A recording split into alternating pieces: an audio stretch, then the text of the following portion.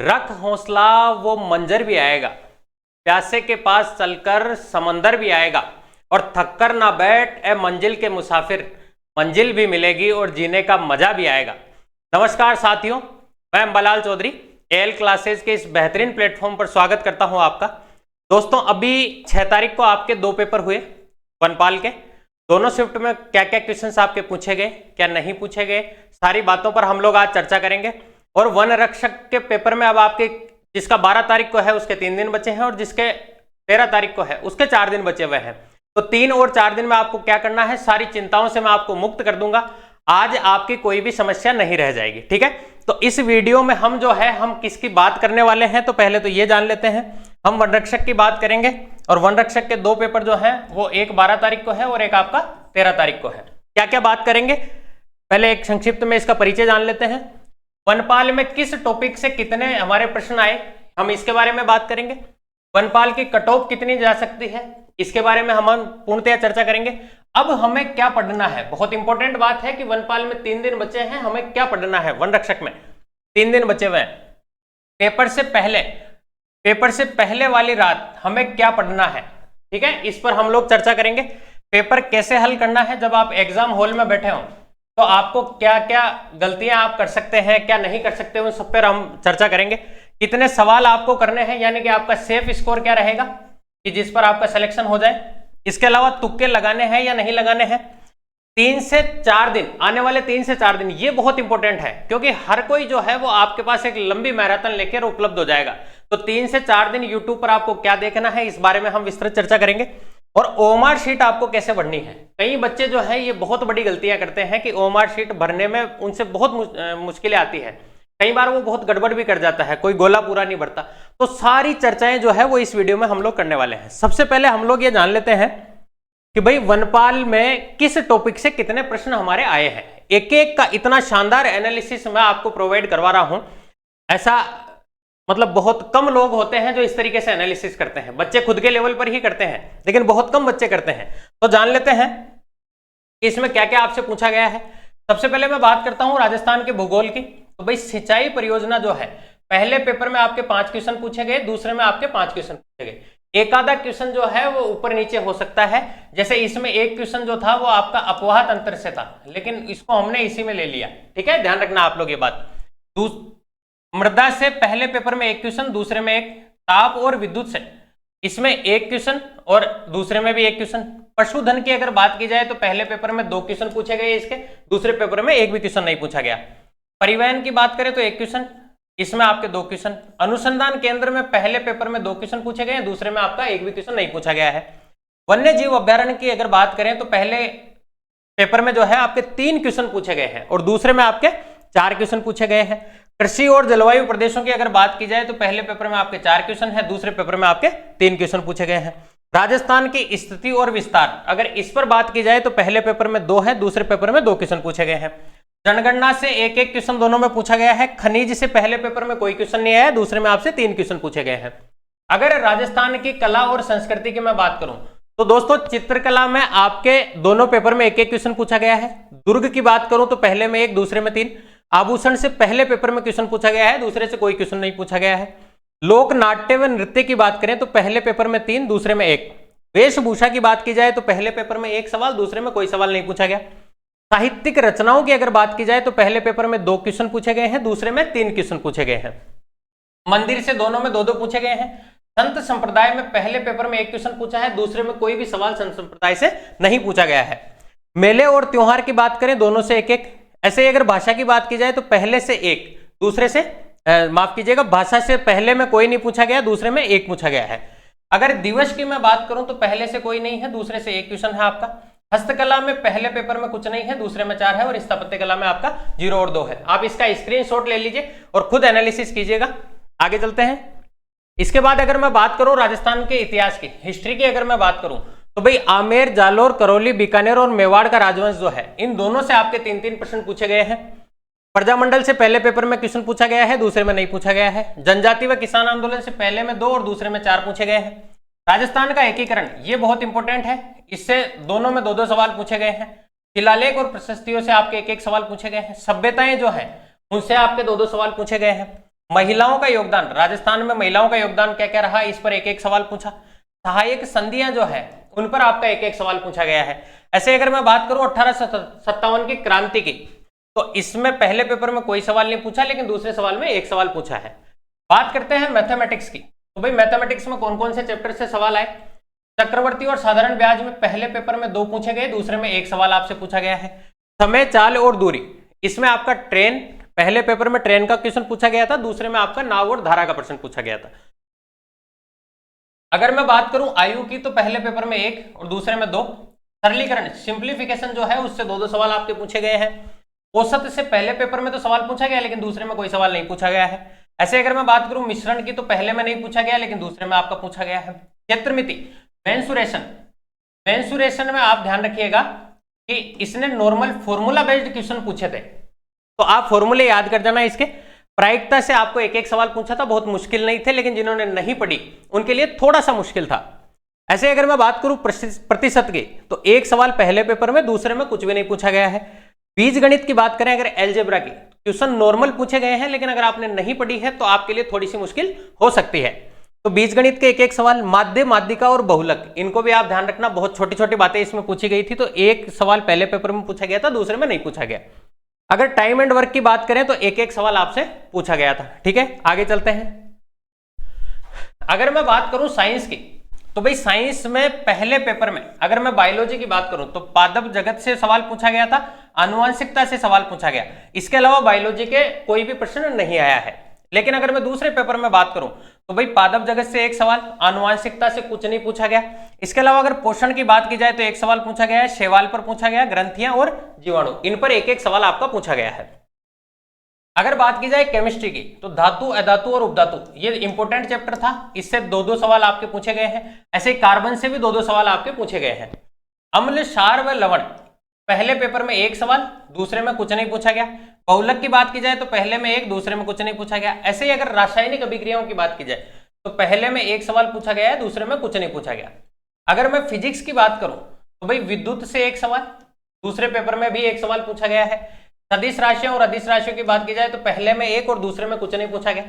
प्रकाश से पहले पेपर में आपका सवाल पूछा है, लेकिन दूसरे में नहीं पूछा। विद्युत चुंबकीय प्रेरण से पहले में पूछा, दूसरे में नहीं पूछा। चुंबक में से पहले में कुछ नहीं पूछा है, दूसरे में एक सवाल पूछा है। तरंग में से एक क्वेश्चन आया है और बल से एक क्वेश्चन आया, फोर्स से एक क्वेश्चन आया। ठीक है, आगे चलते हैं। अगर मैं बात करूं करंट की, तो भाई करंट में पहले पेपर में आपके 17 क्वेश्चन आए हैं और सेकंड पेपर में आपके 15 क्वेश्चन आए हैं। और करंट कब की पूछी गई है, तो भैया 2021 और 22 की पूछी गई है। 22 की आपसे ज्यादा पूछी गई है, लेकिन इसमें कुछ क्वेश्चन जो है वो 21 के भी शामिल कर लिए गए हैं, तो आप ये भी ध्यान रखिएगा। करंट भी आप अगर पढ़ें तो इस तरीके से पढ़ना है आपको। आगे चलते हैं। अगर ओवरऑल की मैं बात करूं कि ओवरऑल साहब कितने क्वेश्चंस आए हैं, तो अगर देखा जाए साइंस में अगर मैथ की बात करूं तो पहले पेपर में 15 आए हैं, दूसरे में भी 15 आए हैं। दूसरे अगर साइंस की बात करूं तो पहले पेपर में 18 आए हैं, दूसरे में 16 आए हैं। करंट की बात करूं तो पहले पेपर में 17 क्वेश्चन पूछे गए हैं, दूसरे में 15 क्वेश्चन पूछे गए हैं। राजस्थान ज्योग्राफी की अगर बात की जाए तो भाई 22 क्वेश्चन पहले में और दूसरे में भी 22। हिस्ट्री की अगर बात की जाए तो 14 क्वेश्चन पहले में पूछे गए हैं, दूसरे में भी 14 पूछे गए हैं। अगर कल्चर की बात की जाए तो 14 और 18 क्वेश्चन, यानी हम ये कह सकते हैं कि पहले और दूसरे पेपर में वेटेज इसने लगभग आपका बराबर रखा है। ठीक है, आगे चलते हैं। अब वनपाल की कट ऑफ से जानने से पहले हम लोग ये जान लेते हैं कि अब हमें क्या पढ़ा जाए। अब हम जो है, अब जो दिन बच गए उसमें हम लोग क्या पढ़ें, या पहले ये जान लेते हैं कि हम लोग क्या पढ़ें। तो पहली बात तो आप ये जो है ना, when you cover the whole syllabus in one night, एक रात जो आखिरी रात होती है उसमें आप पूरे सिलेबस को कवर करने की कोशिश करते हैं। ये काम आपको नहीं करना है। आपको क्या करना है कि आपको यहां से देखना है, क्योंकि देखो वनपाल और वन रक्षक दोनों को पेपर कराने वाली एजेंसी एक ही है, तो इस बात की ज्यादा संभावनाएं हैं कि जिससे अभी सवाल ज्यादा आए हैं आगे भी उससे ही सवाल ज्यादा आपके बनेंगे। तो देखो इसमें अगर आप देखो तो सिंचाई परियोजनाओं से, इससे आप एनालिसिस करना कि जिससे दोनों में सवाल पूछे गए, आपके पास कम समय बचा है और आपके पास इस समय में किन टॉपिक्स का आपको रिवाइज करना है, ये आपको एनालिसिस अपने स्तर पर करना है। मैं अपने हिसाब से आपको ये बात नहीं बता पाऊंगा। ये क्यों नहीं बता पाऊंगा, क्योंकि देखो किसी बच्चे का ताप और विद्युत जो है वो कमजोर है, और वो अगर एक दिन में इसको कंप्लीट करना चाहिए, क्योंकि इससे एक सवाल आएगा। अब ये कंफर्म नहीं है कि आए कि नहीं आए, तो इसको मैं मेरे हिसाब से नहीं बता सकता। आप ये देखिए कि जैसे सिंचाई परियोजना आपने नहीं पढ़ी, मान लीजिए पहले छोड़ रखा है, लेकिन इससे 5 क्वेश्चन आ रहे हैं, तो आप अपने लेवल पर इसको बेहतर करने की कोशिश करें, ठीक है। ऐसे ही अगर मैं बात करता इस तरीके से, तो भाई आपने मान लीजिए मैथ में ट्रिग्नोमेट्री पढ़ रखी है, ज्योमेट्री पढ़ रखी है, लेकिन उनसे कोई सवाल नहीं आ रहा, आपने मेंसुरेशन पहले से छोड़ रखा है, लेकिन अब आप अगर केवल फॉर्मूले पे देख जाएंगे तो मुझे ऐसा लगता है कि आपके क्वेश्चंस हो जाने चाहिए थे। जैसे सरलीकरण सिंप्लीफिकेशन से 2-2 सवाल आए थे, ऐसे ही सिंपल इंटरेस्ट और कंपाउंड इंटरेस्ट से आपके सवाल पूछे जा रहे थे। ये राजवंश जो है इससे आपके 3-3 सवाल पूछे थे। ऐसे ही जनजाति और किसान आंदोलन है, राजस्थान के एकीकरण से पक्का एक सवाल आता है, इसमें 2-2 पूछे गए हैं। जैसे शिलालेख से सवाल पूछा गया है, मतलब जो दोनों पेपर्स में पूछा जा रहा है आपको उस पर फोकस करना है, ठीक है। आगे चलते हैं। अगर मैं बात करूं साइंस की, तो भाई साइंस में देखो, जैसे केमिस्ट्री की बात करें तो धातु और उपधातु इनमें से सवाल पूछा गया, ऐसे ही कार्बन में से पूछा गया है, ठीक है। जैसे पादप जगत और आनुवांशिकता में पहले पेपर में सवाल पूछा गया है, दूसरे में नहीं पूछा गया। ऐसे ही विद्युत से दोनों में सवाल पूछा गया। तो आप कोशिश ये करना कि जो दोनों में पूछा जा रहा है उसको आपको कवर करना है, ठीक है।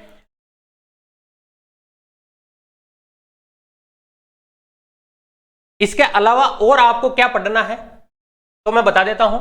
जिनका पेपर 12 तारीख को है, जैसे आज हो गई आपकी 8 तारीख, तो 9 तारीख, 10 तारीख और 11 तारीख, ये 3 दिन आपके पास बचे हुए हैं। 8, 9 और 10 और 11, ये 4 दिन आपके पास बचे हुए हैं जिनका 12 को एग्जाम है। और अगर मैं बात करूं 13 की, तो 13 वालों के पास एक दिन एक्स्ट्रा और बचेगा 12। तो आपको इस दौरान करना क्या है आप ध्यान से समझिएगा। 8 तारीख जो आज का दिन है, इसमें आप कोई भी 2 सब्जेक्ट उठा लीजिए, जैसे आपने मैथ और आपके साइंस उठा लिए, या आपने कंप्लीट कर लिया 8 तारीख को। ऐसे अगर मैं 9 तारीख की बात करूं तो 9 तारीख में आप राजस्थान की हिस्ट्री और कल्चर जो है वो कंप्लीट कर लीजिए आप, ठीक है। ये 2 आपने इस दिन कंप्लीट कर ली।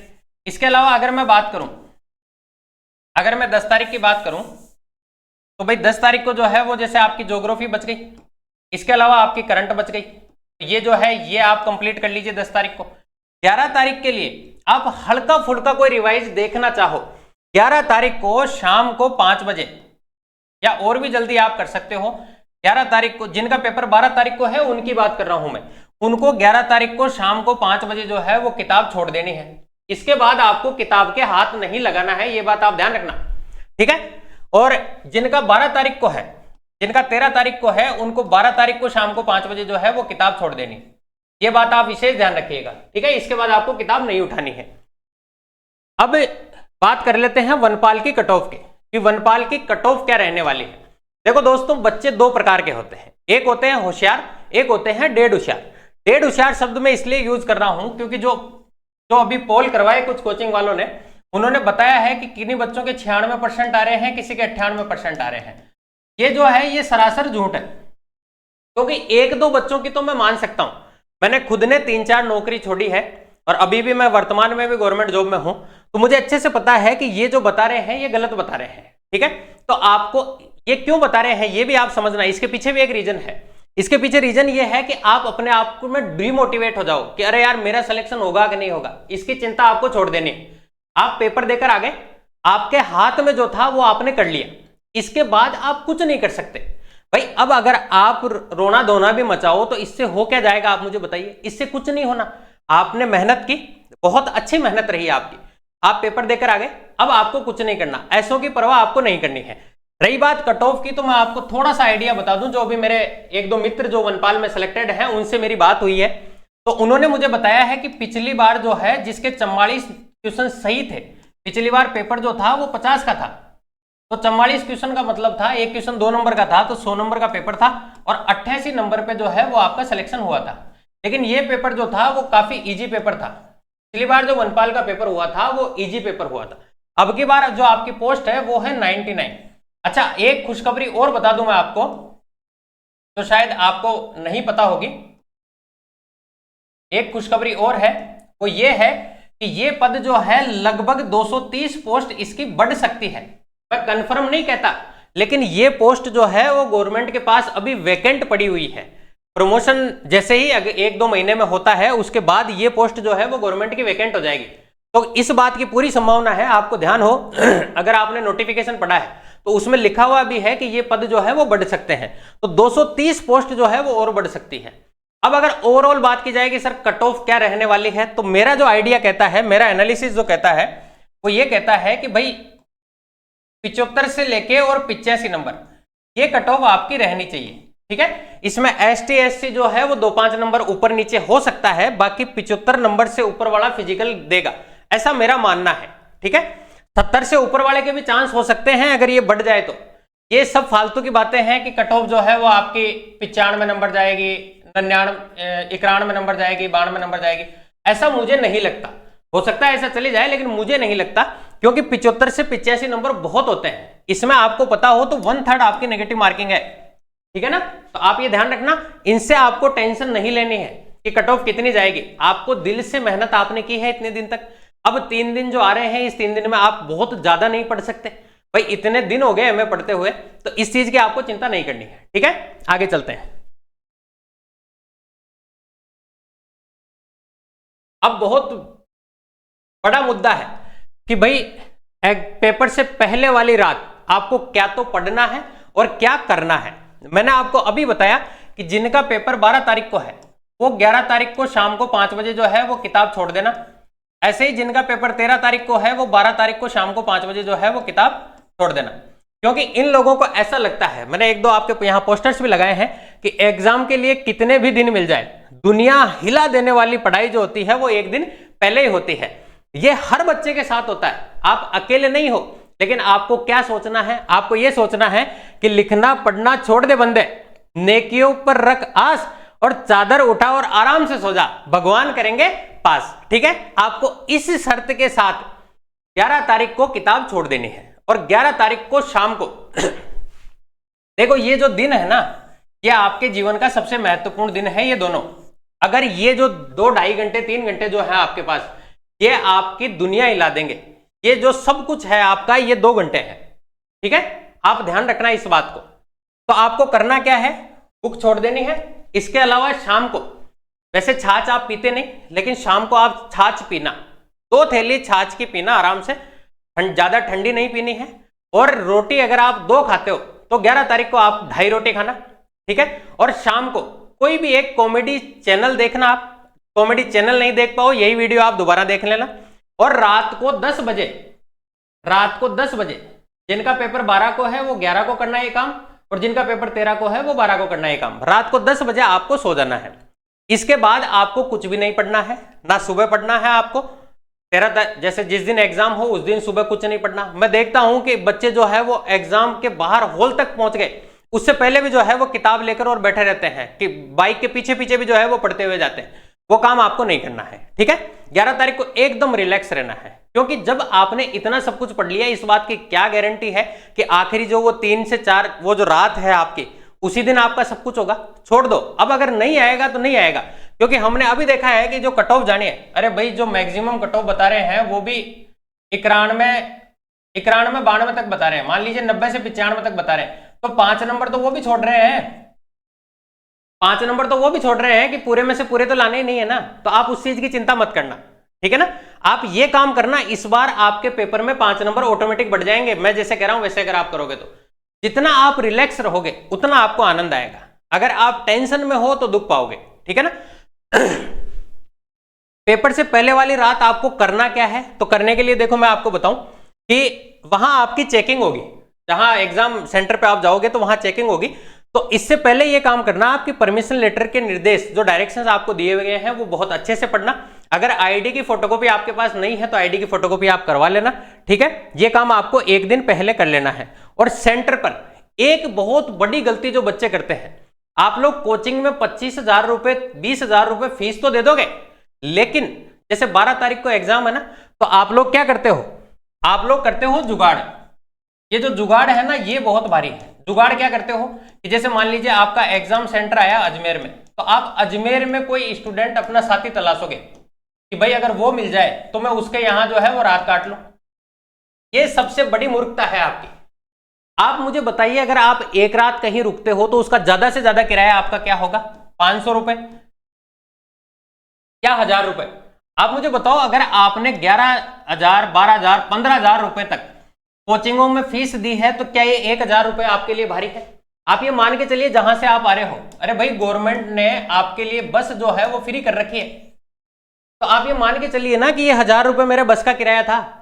अगर आप पहले वाले दिन आराम से सोते हो, मैं देखता हूं कई स्टूडेंट्स को कि वो जो है वो रात को 3-3 बजे तक, रात को 3 बजे घर से रवाना होते हैं या रात को 2 बजे रवाना होते हैं, कोई रात को 11 बजे रवाना हुआ है, सुबह 3 बजे यहां आके पहुंचा है। अगर आप रात को सोए ही नहीं तो भाई आप ये काम जो है वो, ये पेपर जो है वो आराम से कैसे दे सकते हो? अगर आप रात को सो नहीं तो दूसरे दिन शादी में डीजे पे डांस नहीं कर सकते, आप पेपर कहां से देंगे? तो ये काम आपको नहीं करना है। आपको पहले वाली रात जानी है और किसी का सहारा लेने के बजाय आप कोई होटल देखे, आप कोई धर्मशाला देखे और उसमें आराम से आप शाम को 4-5 बजे तक वहां पहुंच जाइए आराम से, तसल्ली से। शाम को खाना जो है वो आप घर से लेकर चले जाइए, कोई दिक्कत वाली बात नहीं है, और रात को तसल्ली से सोएं आप, ठीक है ना। उस रात अगर आपने अच्छे से रेस्ट किया है तो आप ये मान के चलिए कि दूसरा दिन आपका बहुत शानदार होने वाला है। ये जो रात है ये कत्ल की रात है, बहुत इंपॉर्टेंट रात है, ठीक है।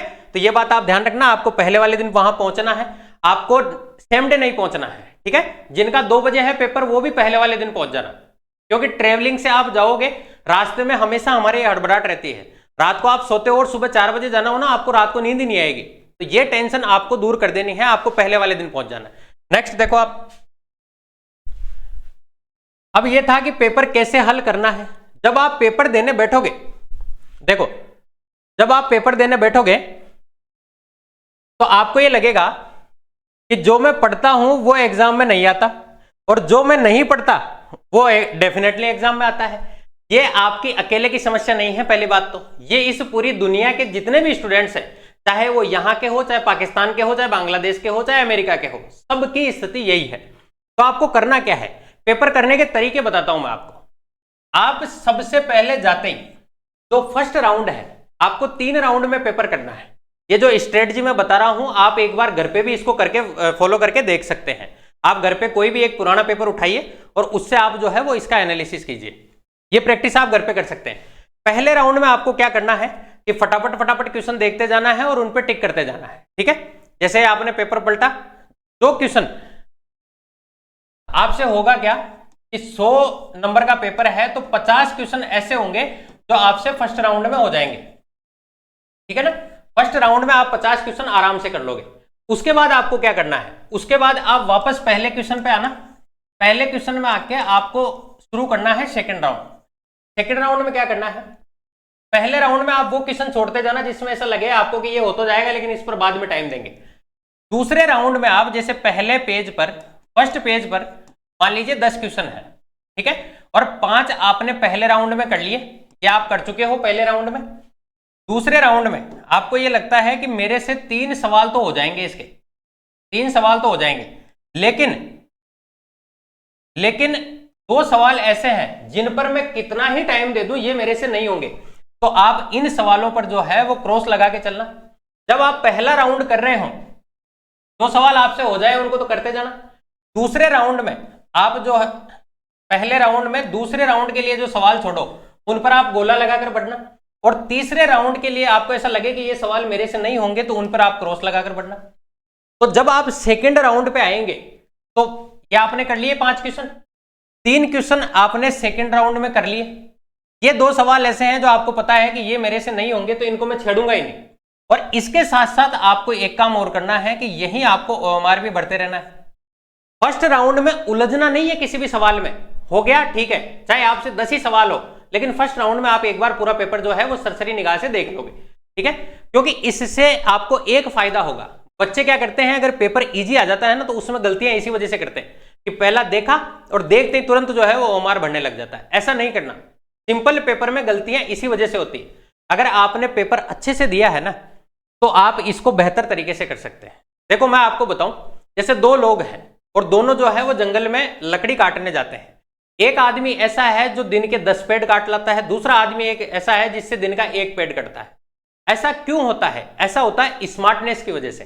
पहला आदमी जो दिन के 10 पेड़ काट रहा है वो अपनी कुल्हाड़ी जो है उस पर धार देकर फिर जाता है जंगल में, लेकिन जो दूसरा आदमी है वो जैसे उड़ता है वैसा का वैसा ही सीधा चला जाता है। तो अगर आप पहले से थोड़ी बेहतर तैयारी करके जाएंगे तो आपको इसका शानदार बेनिफिट एग्जाम में मिलने वाला है। ठीक है, तो सेकेंड राउंड में आपकी ओएमआर शीट भर जाएगी। इसके बाद आपके पास अगर समय बचे तो आप थर्ड राउंड पे आना और वो जो सवाल बच गए इन सवालों पर आप देखना। हो सकता है 2 से 3 सवाल, 2-3 सवाल जो है वो आपके बाद में हो जाए, क्योंकि कई बार जो है पेपर शुरू में जब हम करते हैं तो प्रेशर रहता है हमारे दिमाग पे। ठीक है, ये काम आप कर लेना। नेक्स्ट, अब मुद्दा ये है आपको कितने सवाल करने हैं। जब हम सवाल करने बैठते हैं तो हमसे कंट्रोल नहीं होते, ये आपने देखा होगा कंट्रोल उदय। तो ये बात आपको ध्यान रखनी है, जब आप सवाल करने बैठो तो आपको अपने ऊपर कंट्रोल रखना है, क्योंकि हम देखते हैं हम ये भी कर देते हैं, हम ये भी कर देते हैं, ये भी कर देते हैं। ऐसा नहीं करना। आप ये मान के चलिए कि मेरे हिसाब से सेफ स्कोर जो है वो 75 है। अगर आप 2 राउंड के बाद में,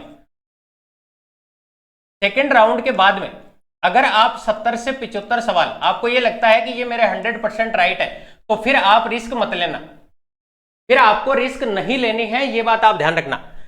आप अगर 70 सवाल भी आपके सही हो रहे हो, 2 राउंड के बाद आपके 70 सवाल भी सही हो रहे हो, तो आप रिस्क मत लेना। नेगेटिव 1/3 है। रिस्क कब लेनी है मैं बताता हूं आपको तुक्के लगाना है या नहीं। कई बार आप जब 2 ऑप्शन देखते हो तो आपको लगता है, ये आपने देखा होगा, कभी कभी लगता है अपनी भगवान है, ठीक है ना, तो आप अपने हिसाब से इसको टिक कर देना। नहीं, अगर आपको ऐसा लगता हो कि 2 राउंड के बाद भी मेरे जो है वो 61 सवाल हो रहे हैं, केवल 60 सवाल हो पाए हैं मेरे से, जो सही है, तो आप बहुत अच्छी स्थिति में हैं, आपको उस समय चिंतित नहीं होना। लेकिन अगर आपको ऐसा लगता हो कि 2 ऑप्शन ऐसे हैं जिनमें से मैं एक ऑप्शन काट के कर सकता हूं, तो आप 20 से 25 सवालों में रिस्क और ले सकते हो, रिस्क ले सकते हो। मेरा ये मानना है कि इसमें से अगर आपके 12-13 सवाल भी गलत हो जाए और अगर 7-8 भी सही हो जाए, तो आप जो है वो लगभग 65 से 70 के बीच में आप पहुंच जाओगे। भाई 60 में तो आपके चांसेस थोड़े से कम रहते हैं, तो बाहर होने से बढ़िया है थोड़ा सा हम एफर्ट्स और लगाएं, थोड़ा सा अगर शांत चित्त से हम करें तो 20 से 25 सवाल जो है वो आप और कर सकते हो। ठीक है, आगे चलते हैं। अब ओएमआर कैसे भरनी है और कब भरनी है मैंने आपको बताया। ओएमआर का जो पूरा गोला होता है, आप इसको पूरे को काला करना। कई बार क्या करते हैं, बच्चों को ये पता ही नहीं रहता और वो जो है वो इसको कोई आधा काला कर देता है जल्दबाजी में, या लास्ट टाइम पे टाइम कम बचता है। मैंने आपको जैसे बताया है वैसे ही आप ओएमआर भरना। ओएमआर आप घर पे भी प्रैक्टिस कर सकते हो एक बार के लिए। ठीक है इसके अलावा कब भरनी है तो मैंने आपको बता दिया कि सेकेंड राउंड में जब आप जाओगे तो आपको ओएमआर भरनी है। ठीक है, इस बात का आप ध्यान रखना। आगे चलते हैं। अब 3 से 4 दिन यूट्यूब पर आपको क्या देखना है, ये बहुत बड़ा मुद्दा है आज के समय में। तो 3 से 4 दिन, आखिरी के 3 से 4 दिन बहुत सारे चैनल्स जो हैं वो आपके यहां मैराथन लगाएंगे, मैराथन लगाएंगे। और उस मैराथन से होगा क्या कि 4 घंटे की मैराथन जो है, जो काम आप आधा घंटे में अगर उसको 2x की स्पीड पर करके देखते, उसके लिए आप 4 घंटे खराब करोगे लाइव। और आप देख लेना चाहिए जो भी मैराथन चलेगी वो आपकी लाइव चलेगी। मैं भी यूट्यूब का ही टीचर हूं, लेकिन मैं तैयारी करवाता हूं पहले, एन टाइम पे नहीं। चाहूं तो मैं भी आपकी 3 दिन मैराथन चला सकता हूं मैथमेटिक्स के सारे सवालों को लाकर। लेकिन अब 4 दिन में होगा क्या, मान लीजिए मैं सिंपल इंटरेस्ट करवा रहा हूं आपको, और सिंपल इंटरेस्ट में मैंने 2 सवाल ऐसे करवा दिए जो आपने जीवन में कभी पढ़े ही नहीं, जीवन में आपने कभी नहीं पढ़ा जिनको। भाई आप लोग जो है वो आप डिप्रेशन में आ जाओगे, आप डिप्रेशन में आ जाओगे। और मैं नहीं चाहता कि लास्ट टाइम पे, अरे जो होना होगा हो जाएगा, अब होगा क्या इससे ज्यादा बताओ मुझे, कोई फांसी तो लग नहीं जाएगी। क्योंकि किसी अच्छे शायर ने कहा भी है कि वो तैरते तैरते डूब गए जिन्हें खुद पर गुमान था, और वो डूबते डूबते तैर गए जिन पर वो मेहरबान था। तो जब वो मेहरबान है तो फिर चिंता किस बात की है, ज्यादा टेंशन नहीं लेनी है। हमारी जो तैयारी थी वो खूब हो चुकी है, ठीक है ना। तो आप बिल्कुल चिंता मत करना, वनपाल की कट ऑफ देख के भी आपको घबराना नहीं है। आगे चलते हैं। ये लास्ट में मेरी तरफ से आप सब लोगों को परीक्षा के लिए बहुत बहुत शुभकामनाएं, और उम्मीद करता हूं आपको ये सेशन पसंद आया होगा। आपकी और भी कोई कमी रह गई हो, कोई चूक रह गई हो इसमें, तो आप मुझे कमेंट सेक्शन में बताना कि सर आप इस पर भी एक वीडियो लेकर आओ, मैं पूरा करूंगा ये वादा। ठीक है, थैंक यू सो मच।